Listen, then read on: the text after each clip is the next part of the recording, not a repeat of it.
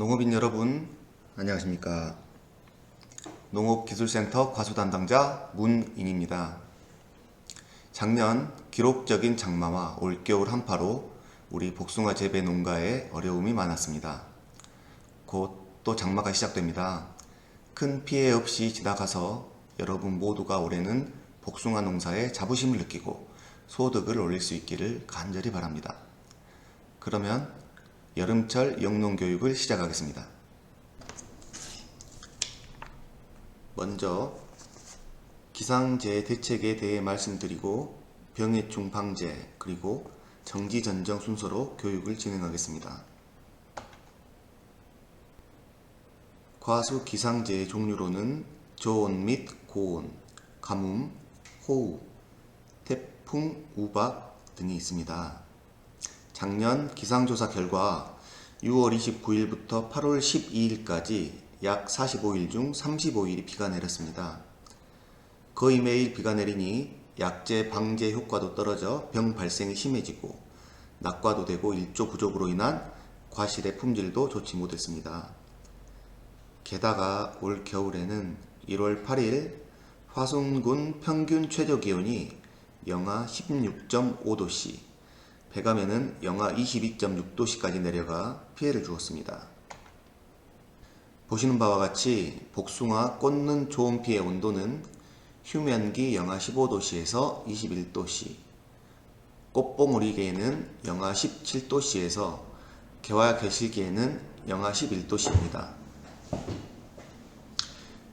보시는 바와 같이 복숭아 꽂는 저온 피해 온도는 휴면기 영하 15도씨에서 21도씨, 꽃봉우리기에는 영하 1.7도씨, 개화 결실기에는 영하 1.1도씨입니다. 특히 전년도 조기 낙엽이 지거나 과다 착과, 질소 과다 등으로 인해서 저장 양분이 부족한 나무에서는 피해가 더 심하게 나타날 수 있습니다.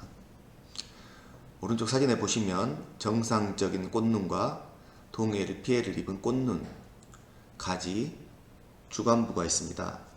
특히 우리가 겨울철 동해 피해를 가장 확실하게 확인하기 위해서는 주간부 상태를 살펴보시면 되는데, 주간부 숲비를 벗겨냈을 때 갈변이 되어 있으면 동해 피해를 입었다고 판단하실 수가 있습니다. 작년, 금년의 사례처럼 이제 우리 남부 지역도 이상 기상으로 더 이상 동해의 안전한 지역이 아니라는 것을 모두가 경험했으니 이제는 동해 대책을 반드시 세워야 합니다. 동해 대책으로 가장 안전하고 용이한 작업은 주간부 피복입니다. 볏짚도 좋고 사료포대도 좋고 또 전용 피복제도 시판에 나와 있습니다. 금년 낙엽기 이후에는 반드시 주간부 피복을 하여서 피해가 발생하지 않도록 해주시기를 바랍니다. 다음은 서리 피해입니다. 금년 복숭아는 다행히 서리가 개화기를 비껴갔습니다. 3월 말에서 4월 초 평년보다 일주일가량 개화기가 빨라졌지만 4월 중순경 서리가 내려서 개화가 늦은 일부 지역 외에는 서리 피해는 많이 없었습니다. 하지만 해마다 예측을 할 수 없는 기상으로 인하여 피해가 발생하기 때문에 우리는 늘 대비를 해야 합니다. 서리 피해 대책으로는 방상펜, 살수법 등이 있습니다. 방상펜은 설치 단가가 좀 높아서 망설여지기도 하실 테지만 특히 스프링클러가 설치된 농가에서는 서리 피해가 예상될 때에는 관수 가동을 하여 주시고 점적이 설치된 농가도 관수를 해주시면 피해를 예방할 수가 있습니다. 우박, 가뭄, 태풍은 시간 관계상 넘어가도록 하겠습니다. 다음은 복숭아 병해충 및 방제에 대해서 말씀드리겠습니다. 현재 우리 지역에서는 세균 구멍병이 다소 발생하고 있습니다. 세균 구멍병 예방을 위해서는 기본적으로 개화 전 석회 보르도액 방제를 필수적으로 해주셔야 되고, 강풍에 의한 전염이 되므로 5월 중하순경부터는 일주일에 열흘 단위로 주기적으로 방제를 해주셔야 됩니다. 피해는 과실과 잎에 감염되며 수침상 및 천공 증상이 보입니다. 5월 하순경부터 연중 발생하며 병든 잎과 과일은 조기 제거하시고 줄기 궤양 및 상처 부위를 제거하시는 게 살포 시기는 다음과 같습니다. 개화 직전 4월 상순 66식 석회 보르도액을 전착제와 함께 사용하시고 5월 상순에서 하순 사이에 맑은 아연 보르도액, 그리고 낙엽기 전 9월 하순에서 10월 하순 사이에 석회 보르도액 48식 또는 42식 석회 보르도액을 살포하셔서 월동균 밀도 감소에 노력해 주시기 바랍니다. 다음은 잿빛 무늬병입니다. 잿빛 무늬병은 꽃과 과실에 회색빛 포자 형성을 하고 줄기 마름 증상을 보입니다. 주로 개화기경부터 발생하여 줄기, 꽃, 과실 등에 감염이 됩니다. 개화기, 꽃으로 감염되는 병원균을 먼저 방지해 주시고 6월부터는 과실 감염을 예방하기 위한 약제를 살포해 주시기 바랍니다. 다음은 탄저병입니다. 탄저병은 6월에서 9월 사이 장마기 이후 급격하게 발생이 됩니다. 특히 작년에는 계속되는 장마와 과습으로 인하여 탄저병이 우리 지역에 많이 발생을 하였습니다. 5월 하순부터 탄저병 방제를 위한 예방적 약제 살포를 시작해서 장마기 등 강우 일수가 길어지기 전 약제 살포로 감염을 방제해 주시기 바랍니다. 다음은 잎오갈병입니다. 잎오갈병은 신초에 붉은 혹이 형성되거나 잎이 위축 또는 흑갈색으로 변색되며 고사하게 됩니다.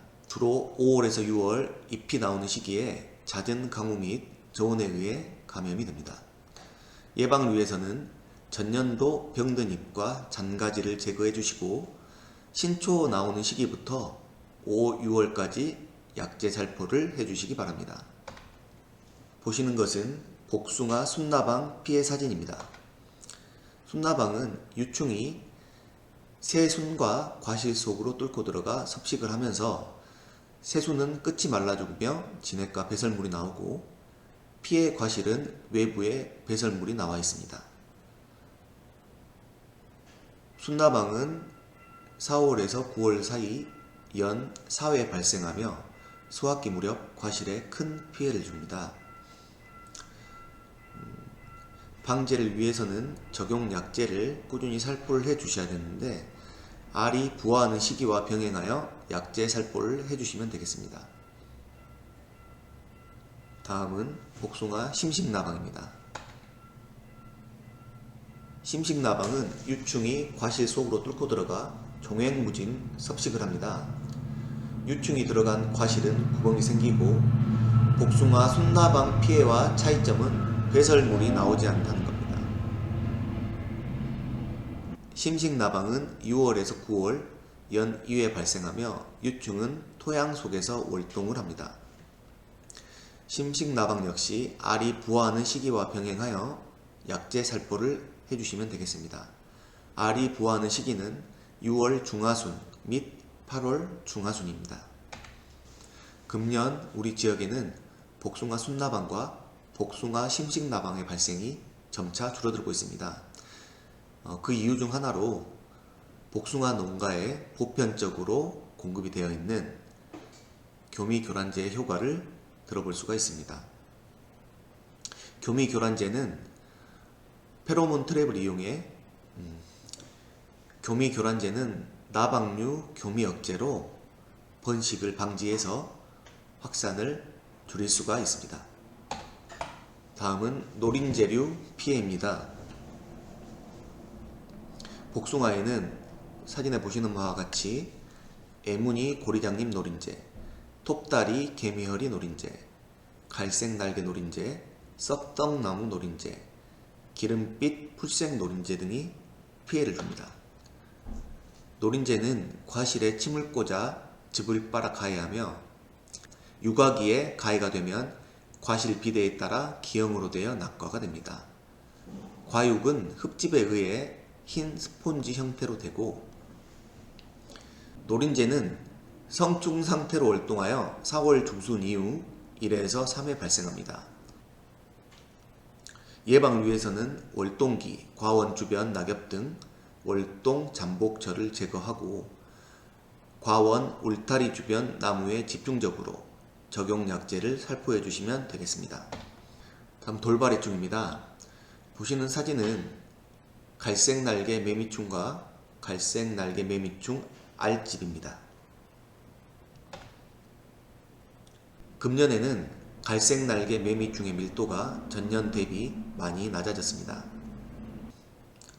갈색날개 매미충 방제 시기는 약충 시기에 5월 중하순에 방제를 하는 게 가장 효과적이며 성충 산란기인 8월 상중순에서 10월 사이에 델타메트린 유제, 에토펜 프록스 유제, 아세타미프리드 수화제 등 적용약제로 방제를 해주시기 바랍니다. 다음은 과수 화상병에 대해서 간단하게 말씀드리겠습니다. 사진에 보시는 바와 같이